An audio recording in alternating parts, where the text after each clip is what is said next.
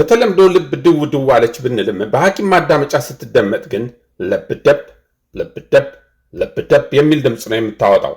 የክፍልዎትን በር ጠንከር አድርገው ሲዘጉት ድምፅ እንደሚፈጥር ሁሉ ልብን በውስጧ ያሉ በሮቿ ሲዘጉ እነዚህን ሁለት ድምፆች ታወጣለች። በውስጧ 4 በሮች አሏት። ቆብማ በር፣ አውራ በር፣ ሳልሳይ በርና ሳምባይ በር ናቸው።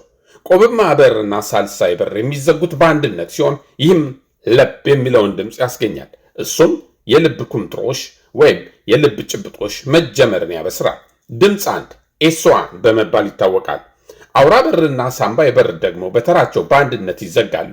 ይህ ደግሞ ደብ የሚለውን ድምፅ ይሰጣል። እሱም የልብ ልልቶሽን ያመለክታል። ድምፅ 2 ኤስ2 በመባል ይታወቃል። በለብ እና በደብ መካከል ያለችው አጭር አፍታ ጭብጦሽ፣ በደብ እና በለብ መካከል ያለው ዘለግ ያለ አፍታ ደግሞ ልልቶሽ ይባላል። ይህ የልብ ድምፅ ሚስጥር ነው።